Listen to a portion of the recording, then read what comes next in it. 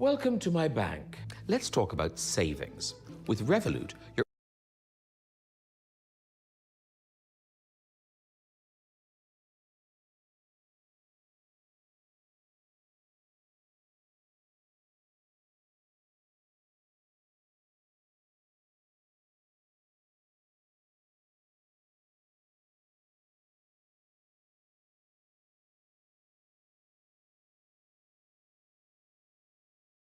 your annual interest is paid daily. This might shock you, but I've never been in a fight.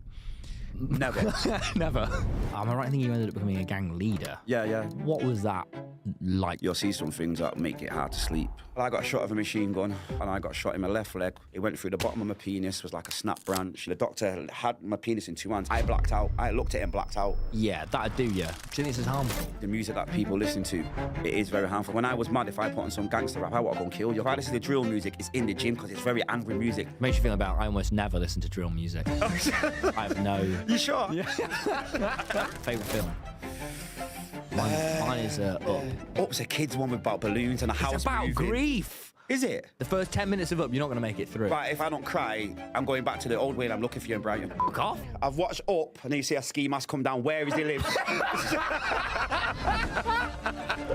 When you think back on your childhood, did you feel safe growing up? I thought it was an effed up way I got brought up. It wasn't normality. One of my brothers got stabbed in the back. My other brother got stabbed twice in his ribs and pierced his heart. And then, so I'm trying not to get too emotional. No. Hearing this is so sort of different to any of my experience.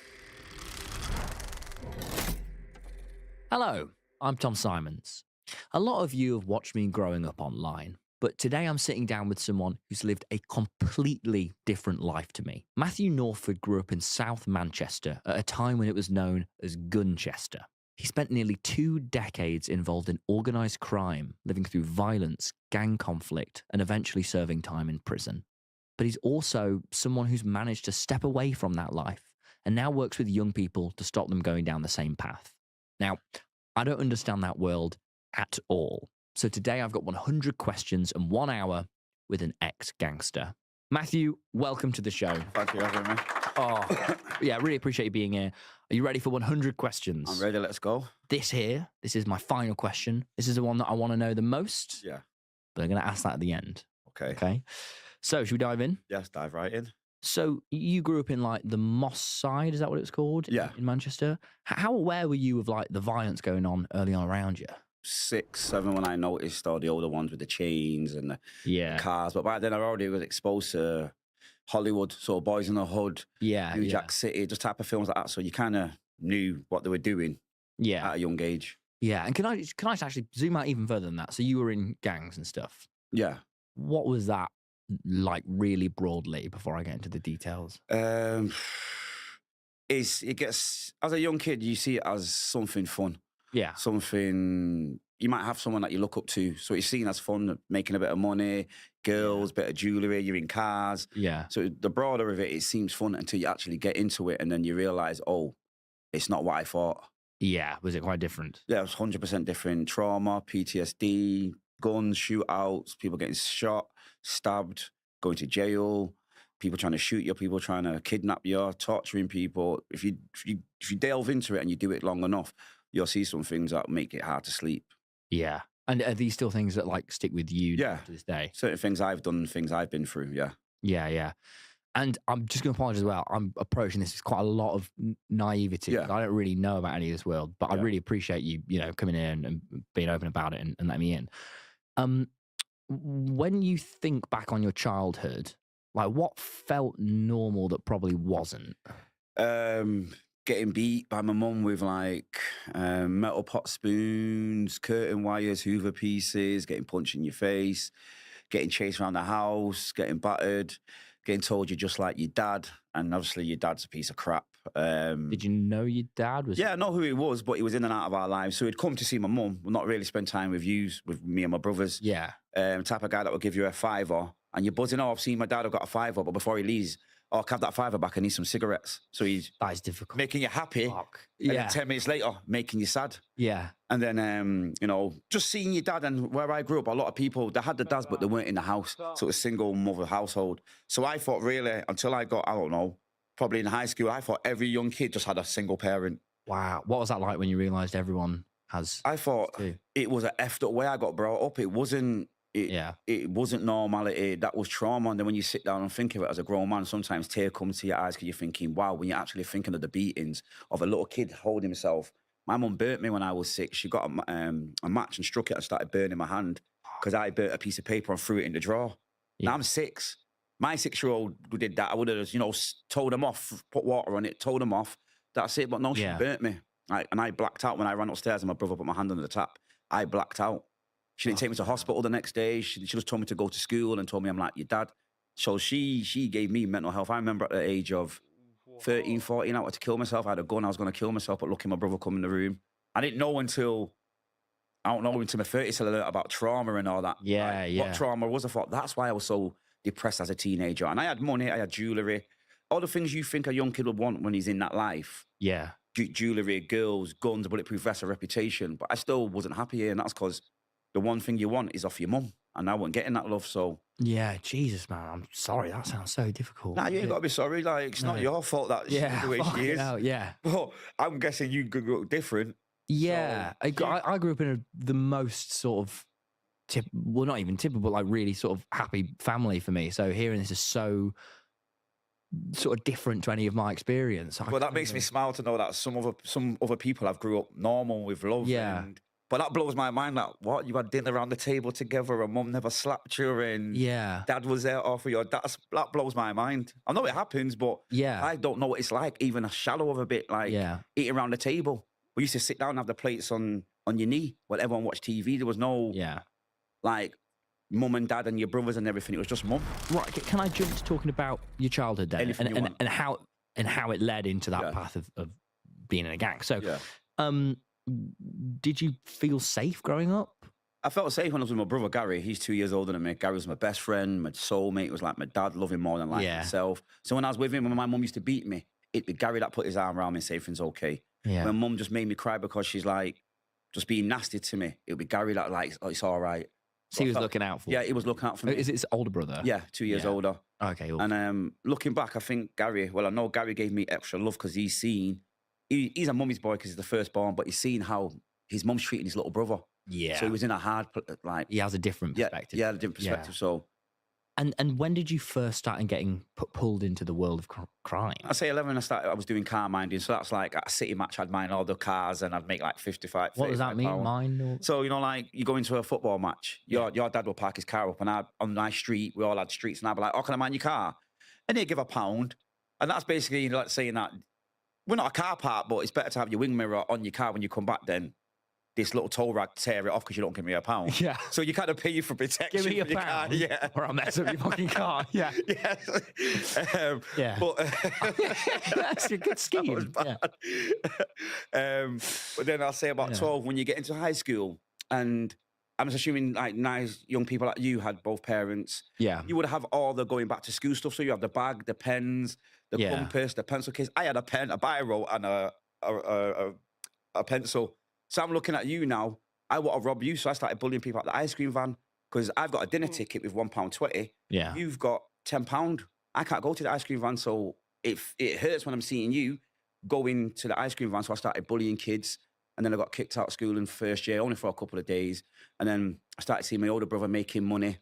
Were you getting into a lot of trouble at school? Yeah, I was getting into a lot of trouble. Yeah. But I was playing basketball, so that kept me in school. Yeah. But when you're outside of school and there's no basketball and you want to go to the fun fair and you're asking for 10 quid and you can't go, it's disheartening.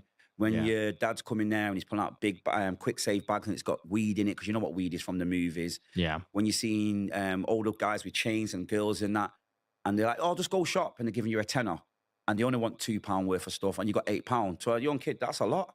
Yeah. When you're in the cars with the older ones, they've got the chains on, they're playing the Tupac music, you're thinking, I'm with a real gangster. Yeah. That's excitement. But they're not telling you what's to come. But was that a draw into that? That's a draw. When you're a young kid, you're giving me a tenner to go shop and I'm coming back and I've got £8 change. I'm with you and you're putting your chain on my neck. I'm seeing older girls and older girls know who I am. I'm a somebody. Yeah. Really, I'm a nobody, but in my little head, what they're making me perceive is that I'm somebody.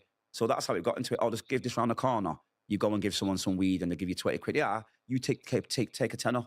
And you were about 11, 12? 11, 12, yeah. Can you remember the first time you broke First the time I law? did, yeah, the first time. In what way? Like there were times when we battered people, the times when we battered the neighbours.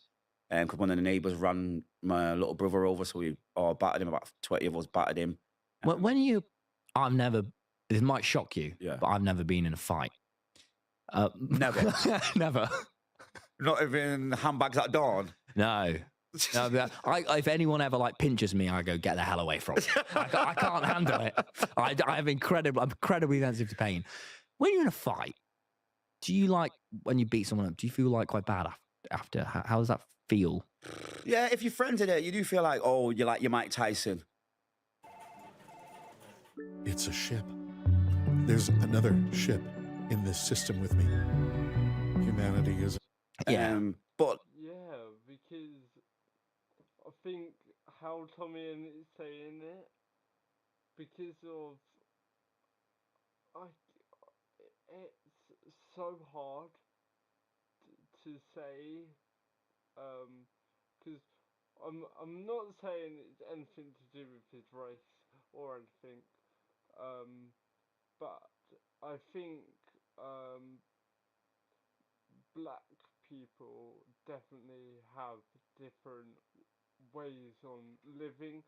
I'm not saying white people are like privileged, because we definitely are. But yeah, and doing them things, Jesus Christ. no one wants to say the truth, and the truth is, when that fight's happening, you're scared. Yeah. When you're fighting, obviously, you're not scared no more because your adrenaline's going. But before that fight, the build-up, yeah, my heart's pounding. But I just, in the area I grew up, I knew that you couldn't just stand there because people are going to always be bullying you. But yeah, you feel bad after you beat someone up. Yeah. It's not nice. It's not nice when you get smacked in the mouth and see stars. I've seen stars. I've not won every fight I've gone. What does that mean, seeing stars? Have you ever looked at your light and then close your eyes and you see like little... Oh, yeah. Someone banged me straight in my temple and I seen stars. It was like a cartoon, like rolling off stars going round. It's not what you think. It's not what I really said. I wish I could go back. Who were the people like around you that were influencing you to? My older brother, my uncle, my dad to a degree, and some of the older lads in the area.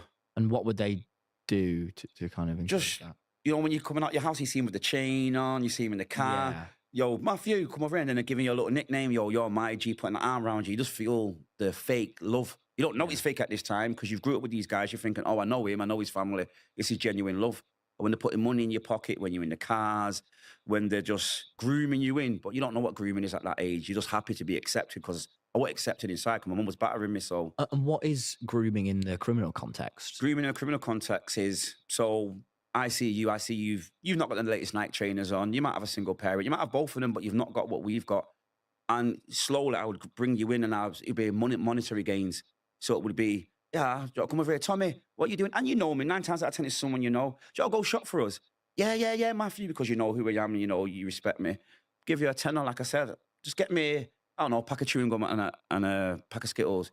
You're going to come back with £8. Now keep that. Oh, nice one. You're going to go and tell your friends, yeah, Matthew just gave me £8 to go shop. Yeah. Yeah, so like a sort of subtle like bribery. It's bribery, but I'm going to make you feel I'm your friend. And I do that over a couple of days. And then it would just be, yeah, Tommy. And it would make it, I set it up. I say, you see that woman there? It's someone I know. Just go and give her this. It's only a bit of weed. She's going to give you £40. Keep 20 of it. Yeah. And how easy is that for someone to be groomed into? I'd say it's very easy because a lot of kids haven't got what they think they want. Yeah. So, like, a lot of kids want £120 trainers. They want the Moncler coat. They don't understand the value of money. Yeah. So I do. So when I'm telling you to do this and you can get this and I'm buying you the £120 trainers, what are you going to think about me? I'm your friend. Yeah. When I'm saying to you, oh, your mum's telling you to get in at 8 o'clock because you're out here having fun. You're making more money every week than your mum does. She's just jealous. I turn the screw so you look at mum like the enemy. Yeah. Mum's not giving you what I'm giving you. Yeah, sure. Am I right in thinking you ended up becoming a gang leader? Yeah, with my older brother. How did that end up? So the only way I could break it down for the viewers, I'm just going to put it in like a job structure. You can start off as a janitor. Okay. You could be the principal at high school or the head teacher if you want to work your way up, do the courses.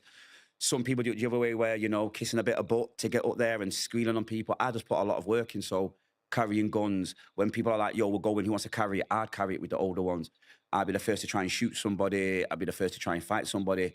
So my reputation goes up. So when I was 17, 18, I was at the top with my older brother. because I've known to put a lot of work in. And I'm not glorifying anything that I'm saying here. I regret doing it, but these are just hard facts of what goes on in that day-to-day life. Yeah. Yeah, God. And first of all, how old were you when you were a gang leader? 18. What does that look like day to day? Well, day-to-day, get up, brush your teeth, shower, roll a spliff, put all your blacks on, your bulletproof vest, your balaclava, your gloves, your bandana. Either jump in the car or get on mountain bikes, me and my brother, call some of the younger ones.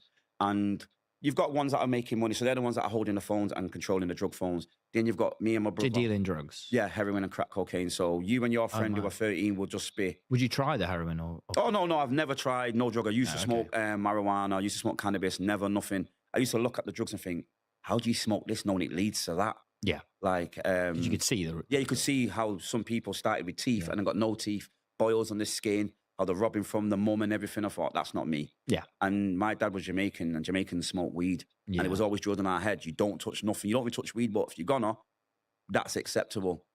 So we'll go look to try and kill you, find any of our enemies to try and shoot, to try and kill. You jump in your car, you might go to different areas, do some drug deals with other people, exchange guns.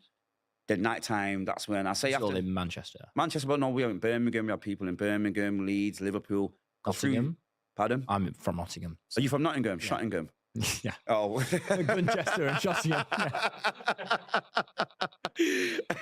Yeah. It's just all criminology, but you're not going nowhere. So think of it. I'm waking up to try and get 35 years in prison to try and kill you. You've not did me nothing. One of your friends might have, but because you're in that gang, I'm willing to throw it all away to sit in jail for 35 years for nothing. And you've talked online about like gun wars and stuff. Yeah. What does that look like? Well, I got shot of a machine gun. I went out to try and shoot some of the enemies back then. Didn't know there was about 20 of them in the park. I had a 45 Colt. They had a Mac-10 machine gun. Obviously, machine guns are quicker. We had a shootout, and I got shot in my left leg. It went through the bottom of my penis. My penis was like a snap branch. It went through my right testicle, and it's in my right leg. And it hurt. I can imagine. I cried. That pain when the adrenaline wore off, I cried. But when I was in the hospital and the doctor, because I only knew it was my leg. So when I'm lying there and a young doctor like you come down and he's gone, oh, it's gone through your left leg in and out your left thigh. And I'm arguing with you. Police punched me in the face and told me to shut up. But older doctor come down and I kid you not, for every young male out there watching, do you know when you've been on your mountain bike, have you ever done it when you bun up off a curb and you bang your privates and you're like... Yeah. Oh, it's awful. Now imagine that times 100. It's like someone getting a steel toe caps and just booting you up there, keep booting you. I cried, it hurt, and then the doctor had my penis in two hands and it went through there, so it was like snapped. I blacked out. I looked at it and blacked out. Yeah, that'd do you. That'd do you in. I once had the, it's not the same, but I had the ball twist, the torsion. What's that? I don't want to freak you out. I know you come from a hard world, but that's I want to hear that now. It's this thing called testicular torsion where your balls can twist and then they untwist, and it's... Oh, nah. Yeah, I had that. Oh, did you cry? Oh, mate, I nearly blacked out. Oh, did you? Yeah, you didn't black out? They did me in an ambulance. No, I didn't know. What a man. Oh, what a man. You know what I mean? It's the things we do, you know. So I do feel like we feel great camaraderie. We've got that connection now. Yeah, I feel that. But, you know, it's horrible, innit, when things happen. I guess you got shot. That's different. I had a medical condition that was fixed, and you were... But you know what, though? To every young person, that's what happens when you play with fire. I went to do something bad, so I don't blame the person that shot me because he was doing what he was supposed to do. I should have been going down there trying to harm people, and I won't be sat here with one testicle, but hey-ho. Yeah, but it all recovered besides... Yeah, plumbing works right, fine. Okay, that's good. We don't need to... But, oh, God. Body form. It's never just a heavy period. What? They get in the way and make every day a black jeans day. Introducing new Bodyform Ultimate. Our #1 protection for heavy flows. Bodyform. Live fearless.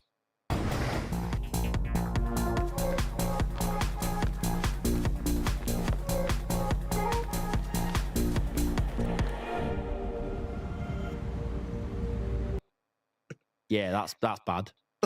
Yeah. Would might be a stupid question, but in this world right now, like let's say hypothetically I was in it, would I be safe? in the gang world. Yeah. No one's ever safe. You think that because you got a bulletproof vest, you got guns, but so has everyone else got guns. Yeah. And everyone gets caught, as they say, lacking. So that means you're not going to carry your gun 24/7. There's sometimes you might go out with your girl to a posh place in, like, say, Canary Wharf. You're not going to carry your gun there because there's a police present. All it takes is someone to drive past you and your girl and want to jump out and end it there. Jesus. Because a lot of people haven't got nothing to live for. You might be having money and living in, nice apartments, so you've got something to live for. Now, Yeah. me, when I was younger and the times where I didn't have nothing, I would be in my mind thinking, I'll shoot at you anywhere because what have I got to lose? Going to jail seems like a bonus because what have I got? I ain't got no money right now. I can get to some slightly light questions as well. Yeah. Have you ever committed a crime and instantly thought, oh, that was a stupid idea? Oh, one I got arrested for, I was somewhere far and took the postman's bike to get back and left it in my back garden, but I didn't know that's an offence because it's the Queen's property. Yeah, it's a postman, it's a bike. It's not a bike. It's Come not on. But it's not a Dealing Carrera. with crack here. Do you know what I mean? It's a bike. Come on. That's what I'm dealing with, dude. We're shooting people and you've got me for theft of a postman's bike. So when I was in a station, I didn't feel like a criminal. I felt like a twat. Yeah. Sorry for swearing, I really did. No, you can swear all you like. Oh, and was it glamorous, any of that life, or was it just constant paranoia? No, it's not glamorous. Like I say, when you're young, you think it's glamorous because you've got a chain. You've never had a gold chain. You're in Yeah. big cars, golfs and whatever. So it looks glamorous. But when you're in it and you've been shot after, someone's chasing you, you've been Have you been arrested. shot after? Yeah, I've been shot after. Just like before I got shot, I've been shot after. And it's not nice when you hear that loud bang and you hear something whiz past your ear and they're trying to kill you. Just like time slow down when that's happening. When I got shot, time slowed down because I was looking at the guy with the machine gun and he went like that and you could see the bullets flipping outside of the gun. And yeah, everything, like a movie, everything slows down. God, that's Um, heavy. But it is scary because sometimes I'd open my blinds and you'll see 4 guys in my cul-de-sac circling around with baddies on with guns. And then your phone would ring, right, where will you come out? We're outside yours. Now, your mum and that's downstairs. You ain't got your gun. Your boys, you're phoning them. They're nowhere. Yo, I'm out of town. I'll be there in 20 minutes. No, So what would you do? Stay in my house, just praying that you don't kick my door off because I'm not going to run and leave my mum and my brothers, my younger brothers. But this is one of the times you think, life choices. Did I make a good right choice, like being in a gang? Or when you come out the shop and you hear, and you just turn and see a car and guys are already exiting with a gun and you think, and you've got to go. Was there a lot of running away from? Yeah, there was a lot of running away. The shoe's not always on my foot. Sometimes it was on the other foot. A lot of chase. Yeah. Yeah, a lot of chasing. A lot of anxiety, your heart beating out your chest and just a lot of paranoia, sleepless nights, PTSD. People, like the movies make it think it's like exciting when you're getting shot after. Do you think this is harmful that the movies spread this message? No, yeah, it is very harmful. And the music that people listen to, it is very harmful. 'Cause when I was mad, if I put on some gangster rap, I want to go and kill you because that's what they're talking about. It amps up your anger. Now, if I was angry and came in my house and listened to, I don't know, Take That or Westlife, I ain't going to want to get a gun. Turn you down. They're going to turn me right down, you know what I mean? Angels. So young people out there, watch the music that you listen to. I use that music now. Like if I listen to drill music, it's in the gym because it's very angry music. So to get my weights out. Yeah. When I'm in the car, it might be a bit of R&B, bit of Sinead, a bit of soft music. Makes you feel about, I almost never listen to drill music. I have no... You sure? I can see you in the car whipping it. Yeah. Did it ever feel fun? Or was it always just deeply heavy? The beginning, because when you're on the peripherals, just going shopping and all that, you're not a gang member, no one's after you. Yeah. With your friends, 12, it's fun, innit? Yeah. It seems fun. Oh, do you want to go shop for me, Tommy? Yeah. You're getting a tenner. There's no police after you. You're not carrying weed. Even you sell a bit of weed to young kids because weed's been like declassified over the years in England and everyone smokes it and kids have seen the parents. They think it's all right. But they don't know that's class B. You're carrying there and it does come with time. So only I think for young people, it's when you get into it, when you first get that chase off the police or when other gang members or other people from other areas chase you, I think that's when you realise that, oh, that's the time to look and think, do I want to carry on this career path or get myself back into school and do it the other way? Yeah. But then you're seen as a geek going to school. But then I always say, you know who we always respect when I was a gangster? I used to look at someone like you and think, I wish I had his life. Really? I used to, when my mum's life, I used to look when I'd be on my bike or in my car when I'm 13 and you're in school, I'd be looking like, what is it like? Even now, I look at people with Greg's bags, the university guys, and I think, they're not bothered about having the latest designer clothes.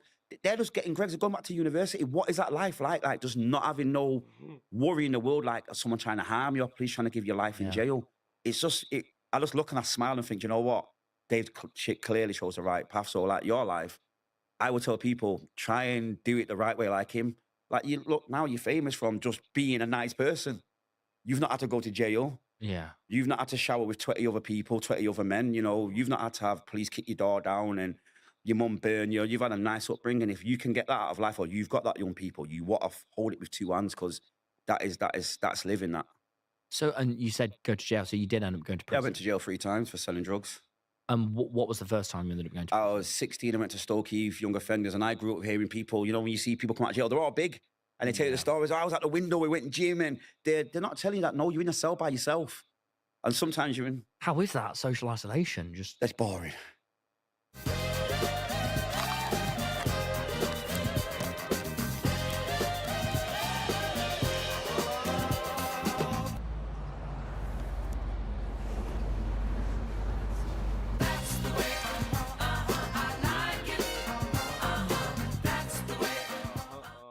New Mixer Urea Seeker Repair. Up to 100 hours hydration. Clinically proven by Mixer. It's boring. It's boring. And even in your next door to me, you can go to the window and talk to each other, but I want to be able to go to the shop. When that door's shut, that cast iron door, you're by yourself with your thoughts and your regrets.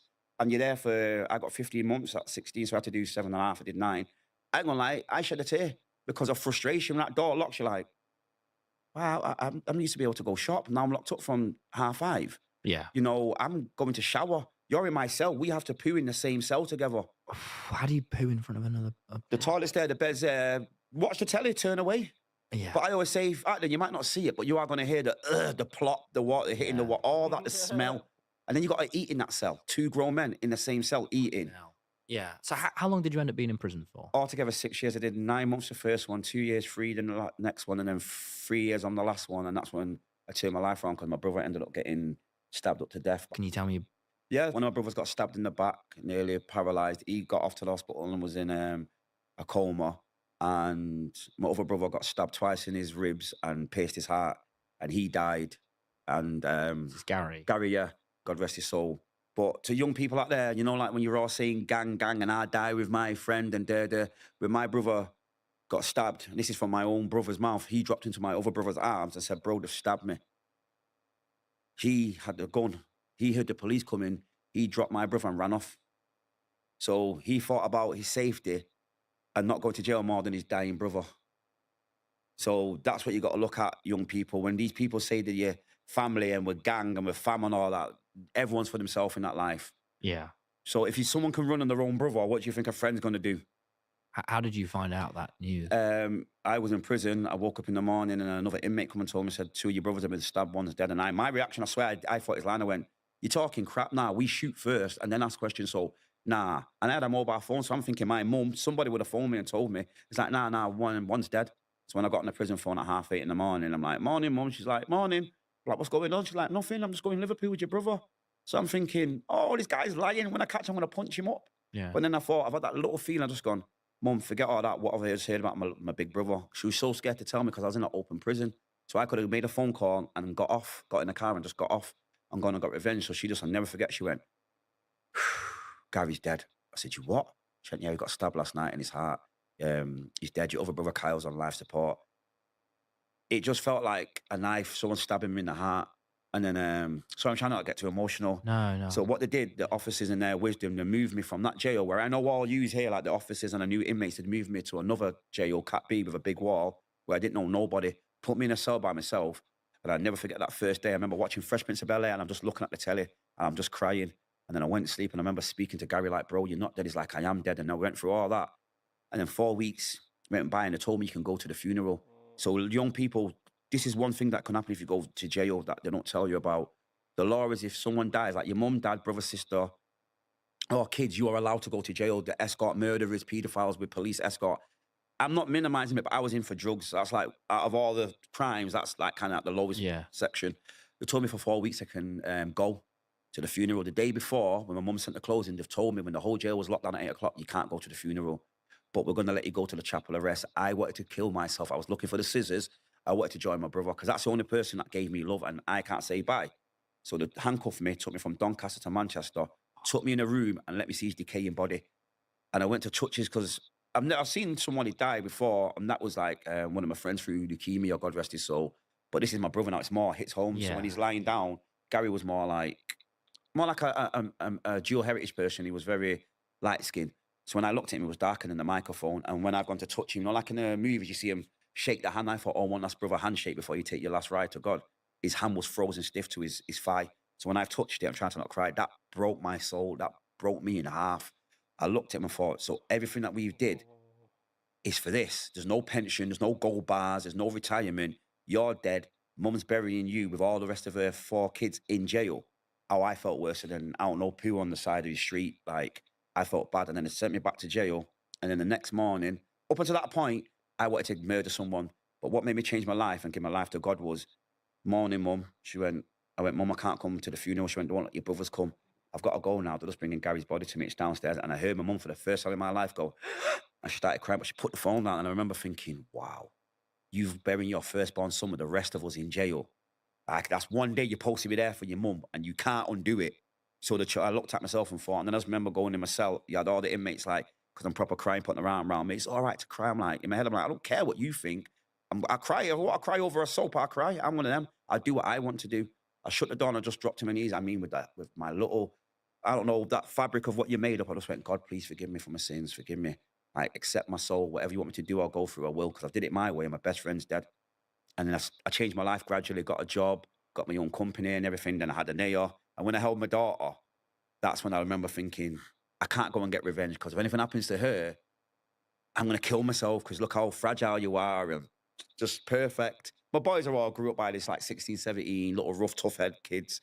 So I wasn't worried about my sons. They were all doing good. It was this little bundle of joy in my arms. And I tell her, Nail, you saved me. If I didn't have you, I would have went and killed your potential granddad and his friend.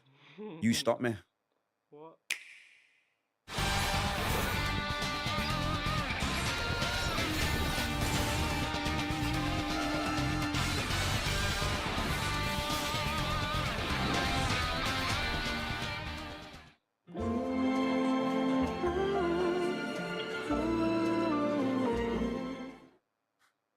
Wow, man.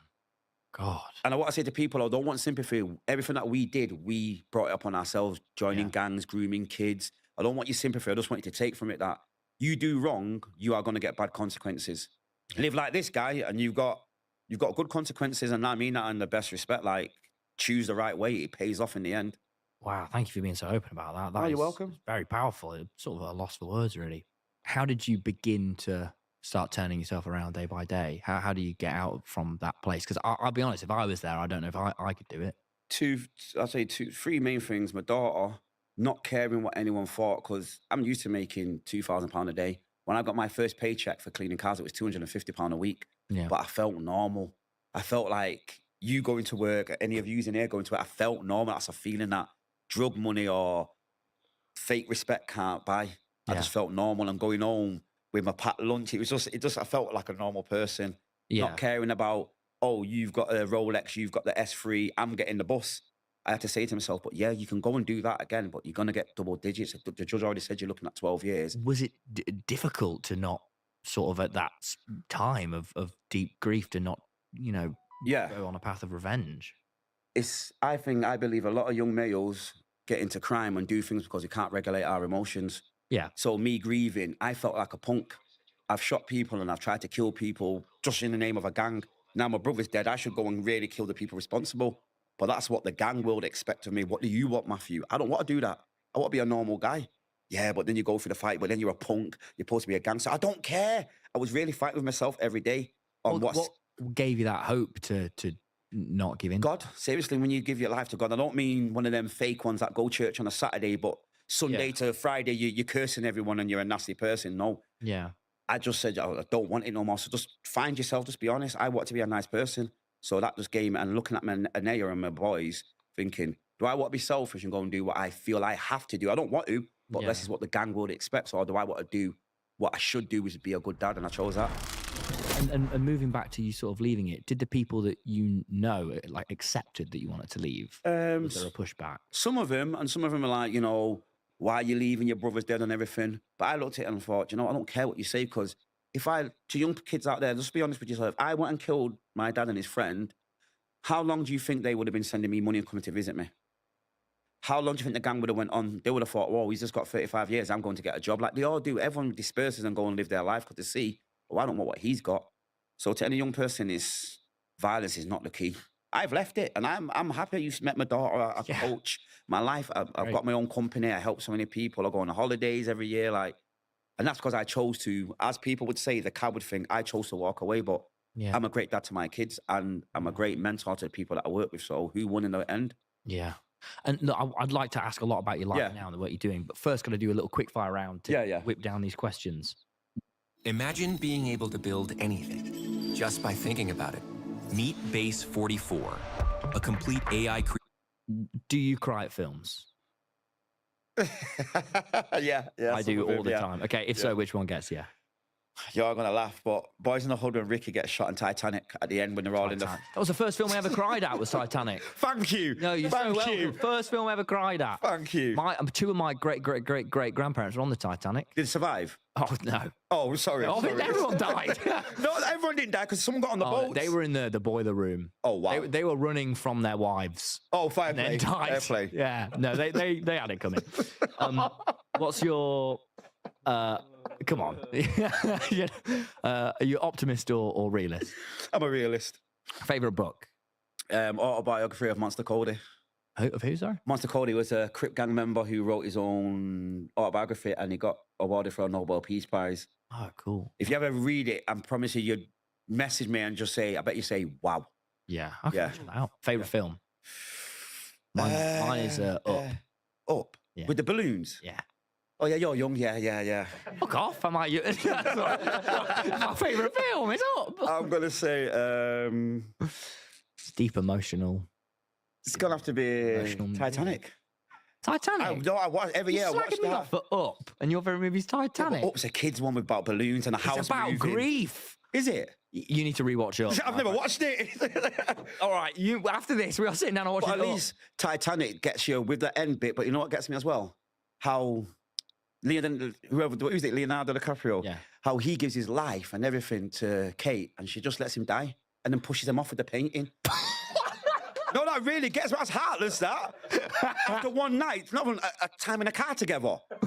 Right, you need to go home and watch Up. If you want to watch an emotional movie, it puts Titanic to shame. It does. Oh yeah, the first 10 minutes of Up, you're not going to make it through. Right, if I don't cry, I'm going back to the old way and I'm looking for you in Brighton. Oh, please! I bet my life savings that Up would make you feel ways of movies never. I think I'd probably get halfway there and get pulled on the motorway when I. Yeah. You've got to watch Up. Right, so let's talk about life now. What does your life look like now?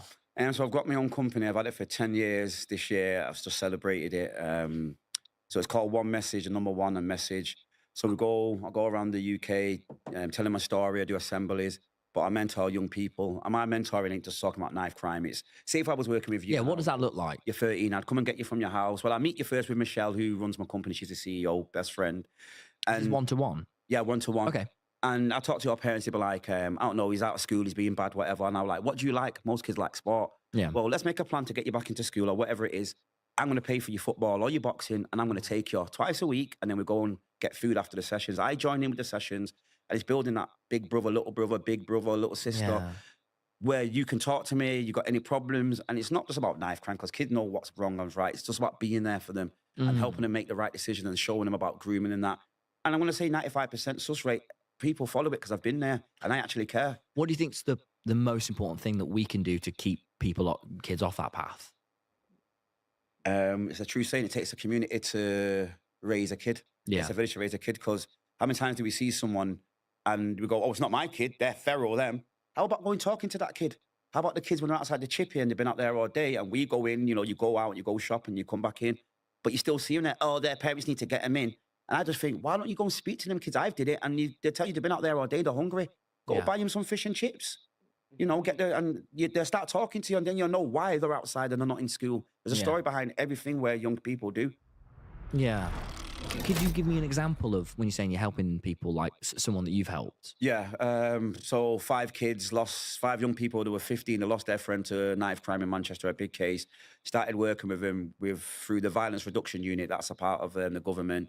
Shout out to the Violence Reduction Unit, Dan, Michael, Jen, James, and Damien. Them 5 kids were going to shoot the people that killed their friend.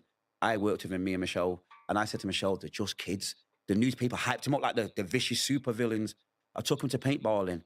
They were all like, yes, you know, like acting like kids. Yes, gee, that was good. And I went, they're actually just kids. They all passed the GCSEs. They all went and got jobs. They've never been in trouble again. A kid from London, just talking to him, long story short, his friend, someone knocked the door and shot his friend or stabbed his friend and he died. He was only 16. He wanted to get revenge. Messaged him, talking to him. And then the best thing he said, he went, I was going to go on a ride out me and get the knives and guns. He went, but I seen like a silhouette of you at the front door saying, don't. His name was D, don't.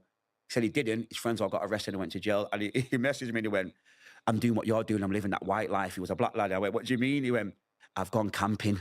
I've got bugs and everything. I was in stitches. I went, was I right? He went, no, you're right. Because he had foster parents that were white. And he was like me. He was blinded by what you hear in the black community and everything. I went, as long as someone's good to you, treat them with respect and love. And yeah, he took his life around. He texts me every so often. He's doing great. Yeah. Oh, that's great, man. That's what makes me do what I do. Like them stories, them outcomes. People I get people from prison messaging me saying, I've listened to your YouTube stuff and mate, I'm trying to go for it. Any advice? And when I finish typing, I'm like, I'm reaching you from prison and you're telling me about your life. Wow, I am actually helping people. Yeah. Wow, man.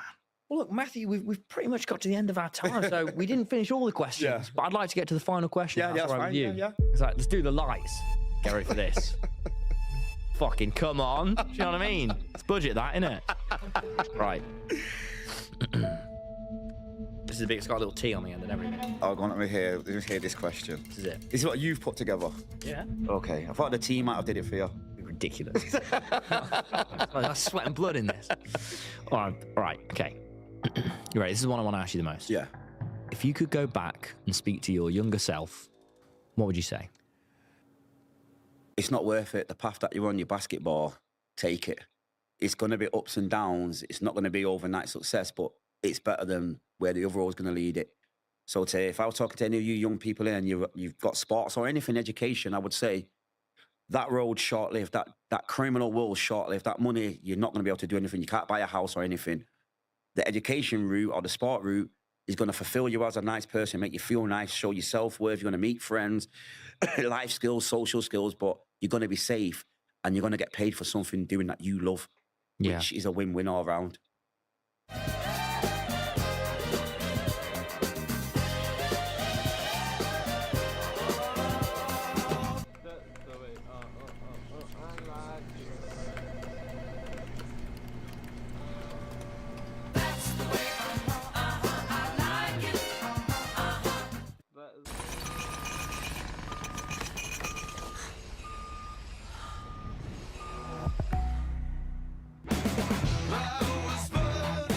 Yeah.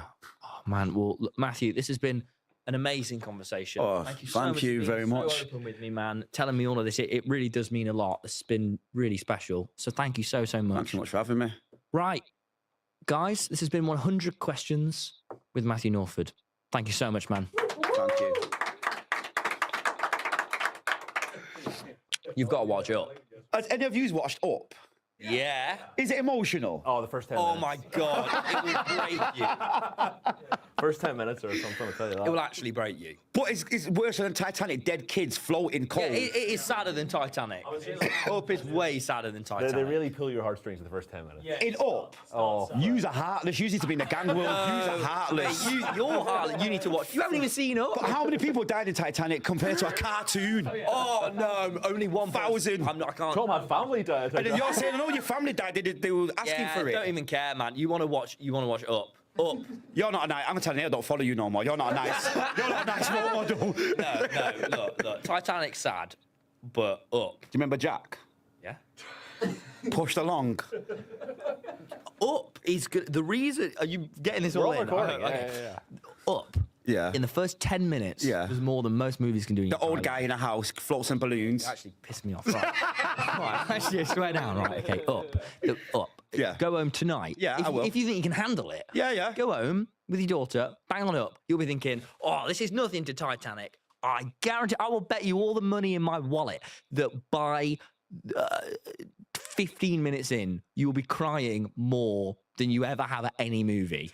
I actually promise you. You're thinking, just a kid's movie with an old bloke. No, it's going to reach into your heartstrings and play them like a harp, okay? It's going to demolish it. Can you do that for me? You promise? No, I promise you, I will watch it the first. The extended cut with all 100 questions. Don't worry, we're launching a Patreon in a few weeks' time. On YouTube, you'll be able to see all the best discussions from every interview. So make sure that you subscribe, because you won't want to miss my next guest. It would be stupid now if we got wiped out by a comet. Because actually we know how to not get wiped out by a comet and we can't be bothered. Do conspiracy theorists, they anger you? I mean, the idea that the Earth can be flat is such nonsense. Of course it's nonsense. I don't understand. I'm trying to be zen about this, but I'm also from Oldham and I can't help it. Do you think aliens exist, or are we alone in the universe?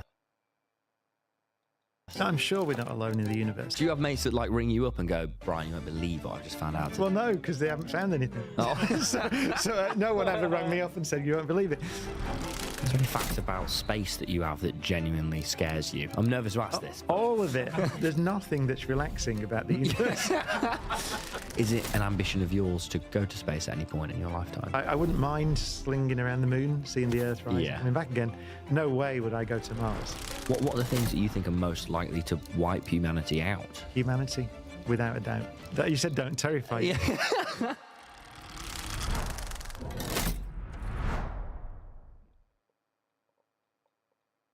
Wow.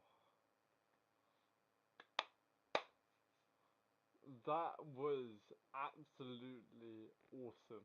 I actually just forgot where my camera was. But yes, it was great.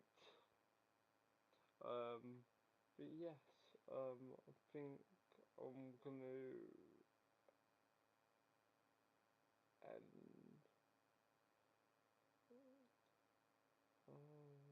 You know what? We'll have some music on.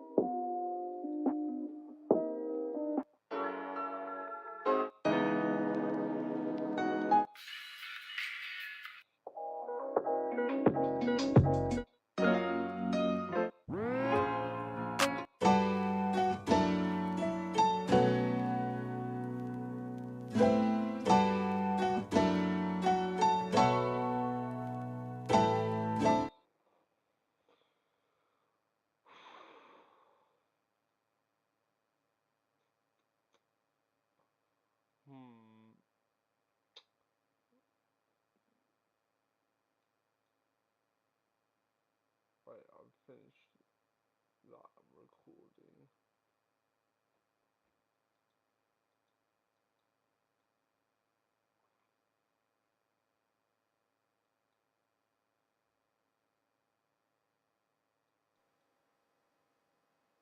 Right, I've finished that recording.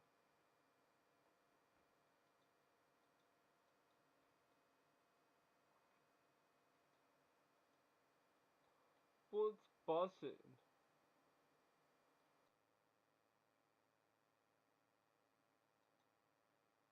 Hello?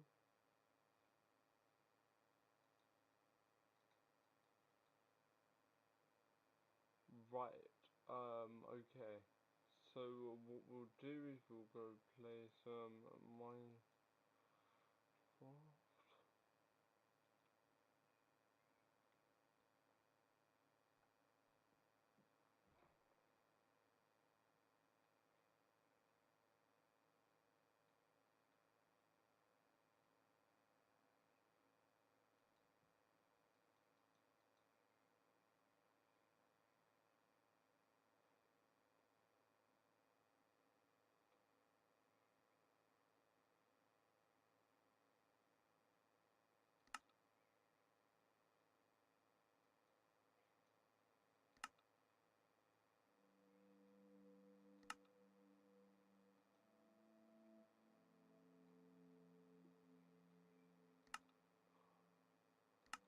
Right, let's go on CubeCraft because CubeCraft's actually quite good. It's better than I can't think of what it's called. Hive. It's better than Hive.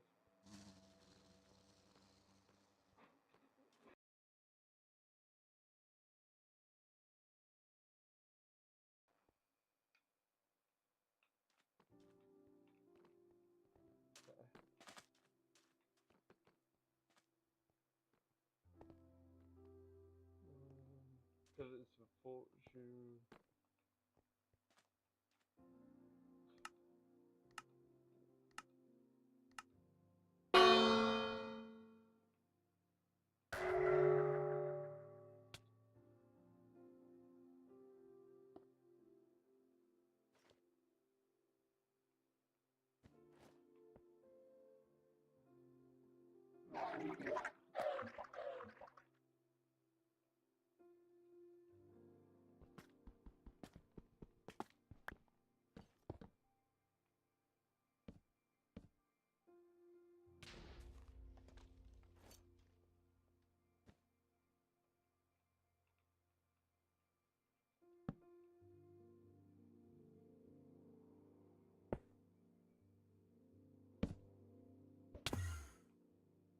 Ah.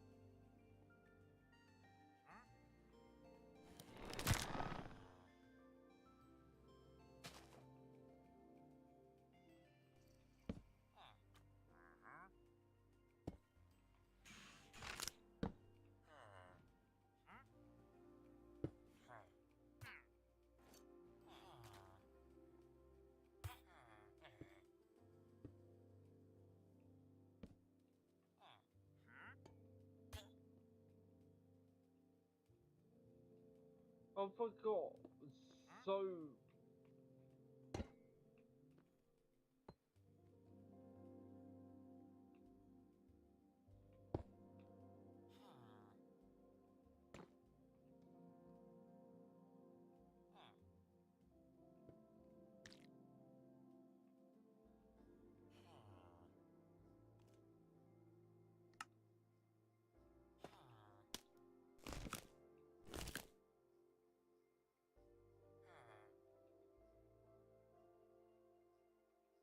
Oh no, yeah. I know how to kill it.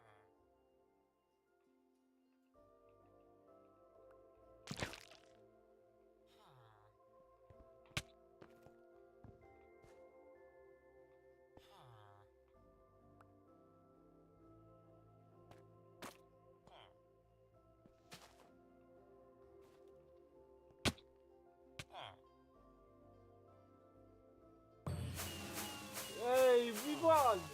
How did I win that?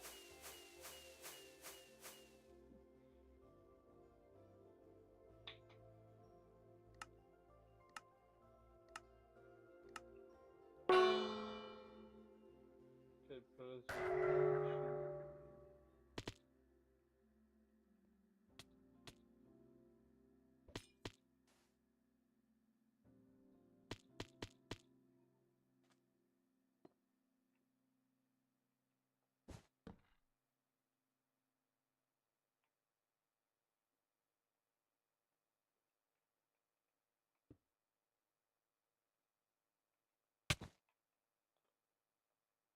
no! What? Oh, you know what? I think that's me done. You know what? Let's play one more game.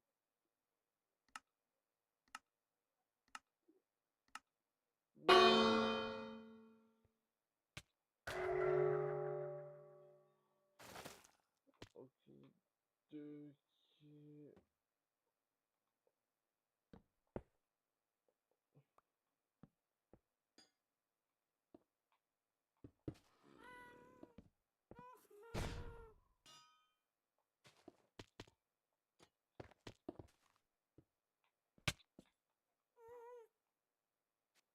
Oh, poo, I got killed. You know what?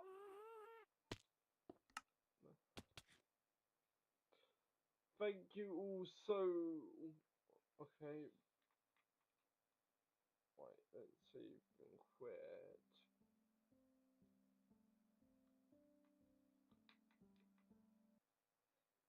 Let's go.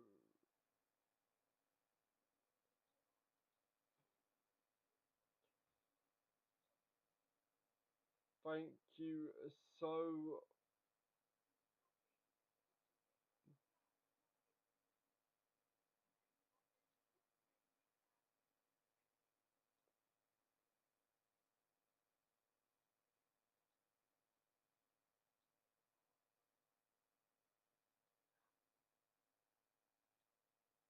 Thank you so much, guys, for watching. And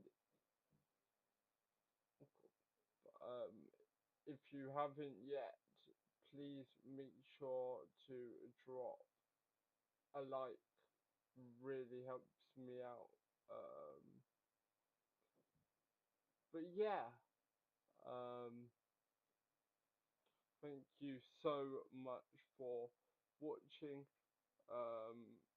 Yeah, I think that's gonna be